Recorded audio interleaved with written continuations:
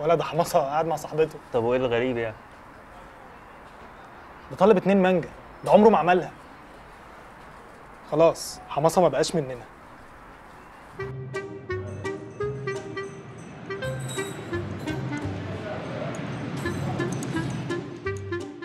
بص يا اكسلانس، اللي بيحصل في الترابيزه اللي ورانا ده الدليل العملي ان نظريتي صح، وهي ان الرأسمالية واستغلال البشر ابتدوا بسبب الست. قول لي ازاي؟ ازاي؟ الشاب من دول بيصاحب حاله بيتشقلب، بيتحول من كائن فقير غلبان بينزل من بيتهم معاه 5 جنيه حق كوبايه الشاي لساري عربي اخر حاجه بيفكر فيها الفلوس، والشركات والمستثمرين عارفين ده كويس. انت مش تاخد بالك كده ان في اماكنز كده بتبقى كابلز اونلي؟ هو عارف ان انت لو دخلت لوحدك هيطلع منك بمشروب ولا 2، انما بقى لو واخد معاك واحده حلوه كده فانت مستعد تبيع اعضائك كامله عشان الاموره تتبسط. ما الحب مش بالساهل برضه. ولا مستاهل، ده الواحد من دول بيبقى مديون لطوب الارض، مديون لامه وابوه واخواته وجيرانه عشان يجيب تذاكر السينما، وبيطلع يركن العربيه بره عشان يهرب من دفع الجراج. حبيبي خلاص الندهه ندهته، لازم يدرك ان مكاسب الناس الماديه بتزيد بمجرد ظهور كابلز في الصوره، والعالم كله بيلعب على ده، والا ما كانوش عملوا عيد للحب والحبيبه وقلب لك الدنيا كلها احمر وقلوب. ولعلمك مش المحلات بس اللي بتستغلك، كل الناس بتستغلك، بيحاولوا يزغللوا عينيك بالاوفرات والملصقات.